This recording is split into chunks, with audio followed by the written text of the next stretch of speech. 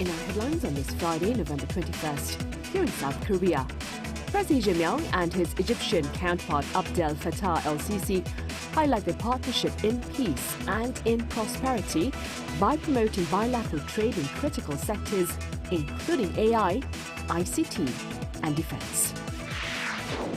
And President Lee unveils his SHINE initiative at Cairo University, aimed at advancing stability, harmony, innovation, network and education between South Korea and the Arab world. Meanwhile, a trilateral meeting among the culture ministers of Seoul, Tokyo and Beijing, scheduled to take place next Monday in Macau, is cancelled by the host, China. President Lee and his Egyptian counterpart Abdel Fattah el-Sisi have highlighted their partnership both in peace and in prosperity. This shared understanding was underscored during their talks at the presidential palace on Thursday. Arirang's Min starts us off from Cairo. The Korea-Egypt summit began with an official welcome by Egyptian President Abdel Fattah el-Sisi for visiting President Lee at the presidential palace in Cairo. During the nearly 2-hour-long talks on Thursday, the two leaders addressed the regional peace. 한국과 이집트는 평화 촉진자로서 한반도와 중동을 포함한 국제 평화에 함께 기여하기로 하였습니다. We agreed upon the need to deepen global peace and support for peace in the Middle East and on the Korean Peninsula. The main idea of interest was bolstering a bilateral partnership as the two countries celebrate 30 years of diplomatic ties. South Korea and Egypt will work together on the Comprehensive Economic Partnership Agreement, or CEPA, to expand bilateral economic partnership. 세파는 광범위한 경제 협력을 뒷받침할 중요한 제도적 기반이 될 것입니다. AI, communications as well as science and ICT are important in particular. President Lee expressed hopes that the two countries also cooperate on the defense industry, such as F-A-50 aircraft, building upon their joint production of the K9 self-propelled howitzer. MOUs were signed to bolster cooperation on culture and education. Concluding the Korea-Egypt summit, President Lee will head to South Africa to attend the G20 summit for talks on sustainable growth and fairness at a time of increasing global uncertainties. Min, Arirang News, Cairo. Meanwhile, from the grounds of the palace, President Lee headed to the campus of Cairo University to share with young scholars there his vision of cooperation between South Korea and the broader Arab world. Our presidential office correspondent Song Yoo-jin reports. Peace, prosperity, and culture. These are the three pillars of President Lee Middle East strategy unveiled during his lecture at Cairo University on Thursday, one of the oldest and largest universities in the region. 샤인 이니셔티브를 제안드리고자 합니다. S는 스테빌리티, 안정을, H는 하모니, 조화를, I는 이노베이션, 혁신을, N은 네트워크를, E는 education, 교육을 뜻합니다. For stability and harmony, Lee announced that South Korea will contribute $10 million to the Egyptian Red Crescent Society to support humanitarian efforts in Gaza. He praised Egypt's leadership in mediating the Israel-Hamas ceasefire and said South Korea will join President Abdel Fattah el-Sisi's Gaza reconstruction plan. Moving to innovation, Lee promised tailored cooperation designed to support the economic development of each Middle Eastern partner. 에너지, 건설 분야 협력을 공고히 하는 한편 인공지능, 수소 등 미래 혁신 분야로 협력의 지평을 확대하겠다는 약속을 드립니다. He says it's now South Korea's turn to give back, highlighting how the country's rapid development was made possible by economic ties with the Middle East, including oil, natural gas, and large-scale construction partnerships. For network and education, the president emphasized the power of people-to-people exchange. 사람과 사람이 자주 만나는 것만큼 서로의 문화를 함께 배우며 성장하는 일만큼 양국의 우호 관계를 단단하게 만들 동력은 없습니다. For this, Yi vowed to expand university exchange programs, increase scholarships and training opportunities, and create more pathways for Middle Eastern students to study in Korea. He also pledged to broaden cultural cooperation across food, fashion, beauty, and history to deepen mutual understanding. President Yi concluded his nearly 20-minute speech by calling on the young audience to play a leading role in making the Shine Initiative truly shine in real life. 송유진, Arirang News. Also in Cairo on Thursday, President Inje-gun met with the members of the Korean community there. He pledged tangible expansion in cooperation between South Korea and Egypt across culture, defense, and the economy. That being said, he touched upon the role of the Korean community in Egypt to further promote such partnership. The president's meeting with Koreans in Cairo marked the first since 2006.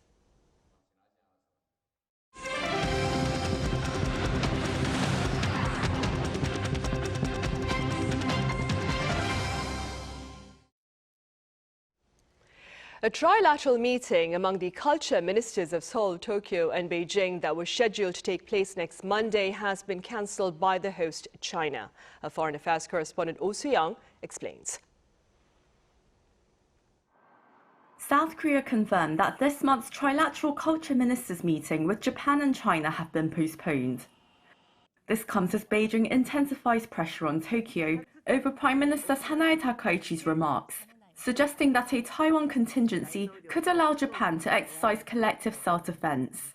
South Korea's Culture Ministry said Thursday it was notified by China earlier in the week that the trilateral ministers meeting scheduled for next Monday in Macau would be postponed. The annual high-level dialogue has been held since 2007 to support cultural exchange among the three countries.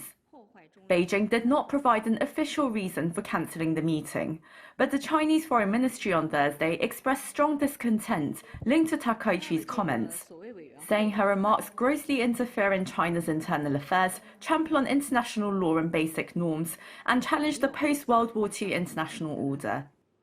It further issued a travel advisory urging its citizens to avoid Japan, saw airlines refund Japan flights, and suspended imports of Japanese seafood after resuming them only this month. So far, Japan shows no signs of escalating the matter, sending a senior diplomat to Beijing and stating Tokyo remains open to dialogue and engagement. However, experts believe China will continue to pile on the pressure, discomfited by the Japanese leader's nationalistic roots and domestic support for her foreign policy. So I expect that if Takaichi does not walk back her comments, which I don't think she will, right now her favorable ratings I think is at about 80% in Japanese society. So I don't think we're at the peak point. Actually, I think we're just starting. China's just starting in terms of the pressure that it's going to put on Japan. With government-to-government exchanges showing strain, observers say continued tensions could delay Japan's push to host the next Trilateral Leaders Summit due next month.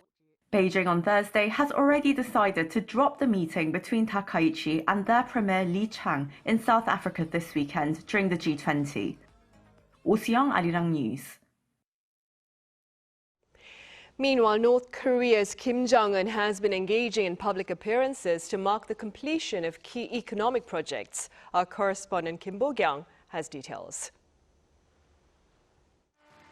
North Korean leader Kim Jong-un attended a ceremony on Thursday to launch the Hwayang Army People's Power Station in Gangwon Province. The sixth hydropower plant to be built in the region, the inauguration ceremony came amid a chronic electricity shortage. According to the Korean Central News Agency, Kim said this was a valuable achievement for the province in solving the power supply issues, despite a relatively small population and a weak industrial base compared to other provinces. marking the last of 6 hydropower plants in Gangwon province following the Icheon, Muncheon, Sepo, Pyeonggang, and Goseong County People's Power Stations. The newly built one is a small hydropower station that generates electricity using a small volume of water flow and a drop in elevation. The reason why the North puts emphasis on small-scale hydropower in provincial areas is because the farther the region is from Pyongyang, the worse the power shortages are. The Hwaeyang Power Station first appeared in Dodong-sinmun in June 2016, suggesting that the construction has taken at least 9 years. Kim's appearance in a leather jacket follows his visit to a ceremony to launch the first modern hospital, the Gangdong Country Hospital, on Wednesday. Regarding Kim making consecutive visits to economic sites, South Korea's Unification Ministry said it seems to showcase economic accomplishments ahead of the upcoming 9th Congress. It is likely seen as an effort to consolidate the achievements of the 5-year National Economic Development Plan ahead of the year-end party plenary session and the 9th Party Congress. At the 8th Party Congress in 2021, North Korea adopted a 5-year economic development plan and is expected to present another one soon, outlining its major policy stands. Kim Bo-kyung, Arirang News. In other news, South Korea held its own memorial service to honor Korean victims of forced labor at the Sado Mines on this Friday. The service took place at a hotel on Sado Island in Japan's Niigata Prefecture, with 11 members from 7 Korean victims' families and South Korean Ambassador Lee Hyuk in attendance. Back in 2024, when the Sado Mines were recognized as a UNESCO World Heritage Site, Japan had pledged to hold memorial services in honor of the victims. However, Japan's failure to openly acknowledge the brutal nature of the forced labor at the mines has prompted South Korea to host its own memorial for the 2nd straight year. And back here in South Korea, producer prices rose for the 2nd month in a row in October, driven by a strong dollar and surging semiconductor prices. According to the Bank of Korea on this Friday, the producer price index climbed 0.2% on month to 120.82. While the overall pace of growth slowed compared to September, prices for industrial goods gained 0.5%. This was largely fueled by the tech sector, with DRAM prices jumping over 28% and flash memory spiking more than 41%. In contrast, prices for agricultural and marine products fell by over 4%. Samsung Electronics has returned to its dual leadership system to strengthen stability. Our business correspondent Moon Ji-young has more. Samsung Electronics has seemingly strengthened its corporate stability while preparing for its next phase of innovation. On Friday, the tech giant carried out a major top management reshuffle, restoring a dual CEO structure and elevating key technology leaders. The company promoted President Roh Tae-moon, who had been serving as acting head of the Device Experience or DX division, to be the official DX chief and a co-CEO of Samsung Electronics. Roh, who also leads the company's mobile business, will now share the helm with Vice Chairman Chun Young-hyun, the head of the Device Solutions division that oversees Samsung semiconductor operations. As we enter the AI era, Samsung faces both challenges and opportunities, from the need for stronger memory chips to the growing demand for AI-powered smartphones. That's why the company is putting its trust in Jeon Young-hyun to lead the semiconductor division and Roh Tae-moon to steer mobile and consumer electronics. It's a leadership lineup that experts say is well matched to guide Samsung through this pivotal moment. In a move to reinforce long-term research capabilities, Samsung also appointed Harvard professor Park Hong-gun to head the Samsung Advanced Institute of Technology. A leading figure in nanotechnology and quantum research, Park is expected to spearhead work on next-generation semiconductors, including quantum computing and neuromorphic chips. With its leadership now realigned and semiconductor performance improving, Samsung is focusing on stability rather than sweeping changes as it prepares for broader group-wide executive appointments in the coming weeks. Samsung has recently shown signs of recovery, driven by improving memory chip prices and rising demand for AI servers. Its earnings rebound has also lifted investor sentiment, with Samsung Electronics shares climbing in recent weeks to their highest levels of the year, a signal that markets are responding positively to the company's momentum for a turnaround. 문지영, Arirang News. Also, on the local front, a forest fire in Inje County, Gangwon-do Province that began late Thursday afternoon has been tamed as of this Friday morning with no reports of casualties. But as our Kim Do-yeon says, authorities remain on alert. Authorities have worked through the night to contain the wildfire that erupted near a military unit in Inje-gun County, Gangwon-do Province at around 5:20 p.m. on Thursday. By 11 a.m. Friday, it had been completely extinguished. The Korea Forest Service stated that ground operations faced significant difficulties overnight. The fire, which reportedly started in a container used as a temporary shelter before spreading to the adjacent mountain, moved into rugged terrain where access is difficult. While no casualties have been reported and the resident of the container was out at the time, 12 residents from 8 nearby households were evacuated to local senior centers as a precaution. This blaze marks the first time a level 1 wildfire response has been issued this autumn season. Updated assessments estimate the fire has affected an area of approximately 34.5 hectares, roughly the size of 40 soccer fields. The total fire line spans 3.7 kilometers. By sunrise, full-scale operations resumed, having been scaled back overnight. 29 helicopters were deployed to the scene. Although heavy fog initially hampered visibility, wind conditions remained favorable with a weak northeasterly breeze, and authorities were optimistic about extinguishing the main fire by the morning. The danger, however, is not isolated to Inje. Wildfire risks are escalating across the country due to prolonged dry weather. Just on Thursday, at least 6 wildfires were reported across Gangwon-do, Gyeonggi-do, and Chungcheongnam-do provinces. Dry weather advisories have been in effect for nearly a week on the East Coast, with gusts of around 20 meters per second forecast for the mountainous regions. These are the same regions that faced the massive wildfire earlier this year centered around Andong. Authorities warn that with the current conditions, even a small spark can lead to a disaster, and are urging the public to refrain from burning waste or using fire near mountain areas. Kim Do-yeon, Arirang News. UNICEF's Child-Friendly Cities initiative champions the rights of children in communities. Up next, we take a look at one district here in Seoul that had earlier earned related recognition for its efforts to ensure the welfare of the young. Our Pyun Ye-young has this story. A city where children are not only protected, but also heard, respected, and actively involved in shaping their communities. Under UNICEF guidelines, cities must show sustained progress in child participation in decisions that affect them, safety, access to culture and play, and child rights-based governance before receiving official child-friendly city certification. Over the past decade, South Korea's first child-friendly city, Seongbuk-gu, has expanded its youth councils, strengthened child participation in budgeting, and opened new child-centered community spaces. One of those spaces is the Seongbuk Youth Center, where young people gather to debate issues, draft proposals, and develop practical civic projects.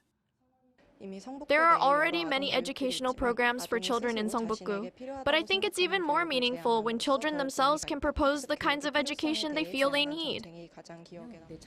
Because places like the Youth Culture Center provide a safe environment with instructors and support for a variety of activities, I can really feel that Seongbuk-gu district respects and supports children in a meaningful way. Here, children also learn confidence, communication skills, and the sense that their opinions matter. The different experiences and encouragement they receive here will eventually become valuable resources in their lives when they need them. And importantly, they are no longer seen simply as beneficiaries in need of help. but as key members of the community who live and grow alongside us, and that's the foundation of creating a truly child-friendly culture. UNICEF says the true measure of a child-friendly city lies in rights-based governance that treats children as full citizens, a priority made even more urgent by Korea's low birth rate. Given the era of extremely low birth rates, creating child-friendly cities carries significance not only for advancing children's rights, but also as a key strategy for ensuring the long-term sustainability of our society and our country. With more municipalities joining the initiative, South Korea aims to raise children on a foundation of respect and build communities where their voices are genuinely heard. Hyun-yeong, Arirang News.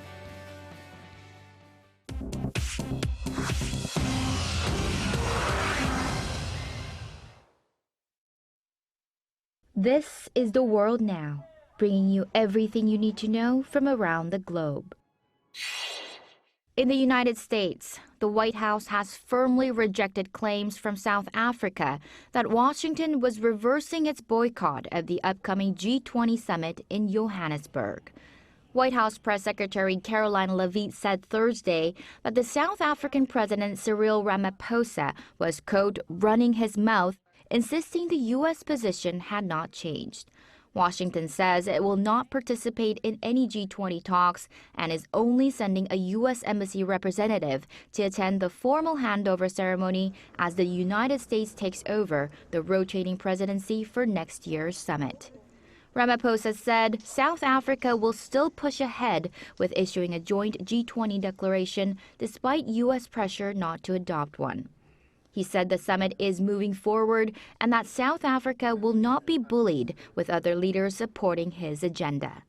The leaders of China, Russia, and Argentina will not attend, but are sending delegations.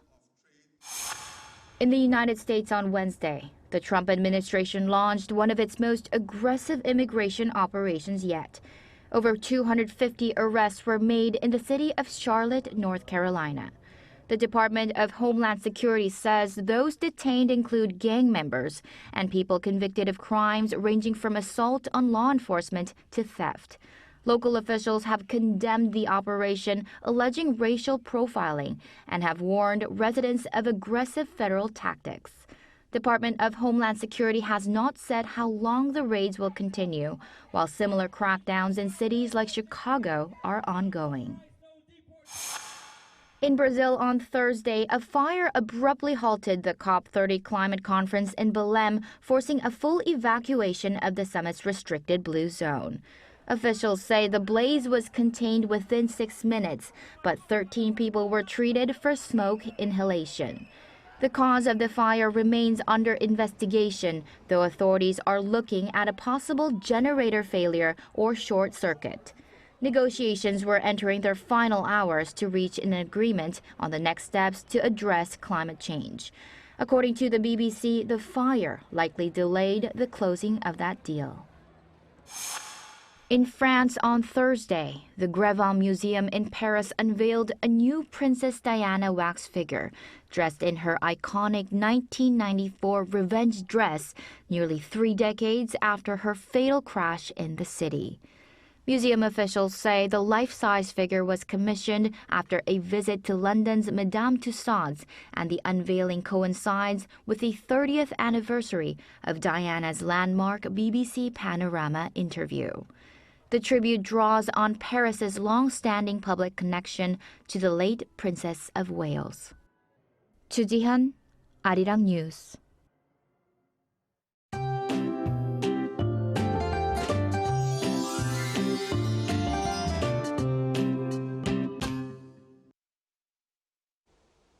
This morning, some inland and mountainous areas had sub-zero temperatures. It started at only 1 degree in Seoul, but rose sharply to 12 degrees Celsius, exceeding the average level by about 3 degrees. As the daily temperature difference between day and night widens by more than 10 degrees across the country, it is easy to catch a cold, so please take good care of your health. In the meantime, the atmosphere continues to dry up in the eastern parts of the country. On top of that, strong winds of around 50 meters per second will blow along the east coast. It is important to take extra precautions not to cause any wildfires. Seoul will start off at 3 degrees tomorrow morning with 4 degrees in Gwangju, Daegu, and Gyeongju. Daily highs will rise up to 14 to 17 degrees all over the country. This weekend, it will not be colder than usual, but with daytime high of 14 to 15 degrees in Seoul. That's all for Korea. Here are the weather conditions around the world.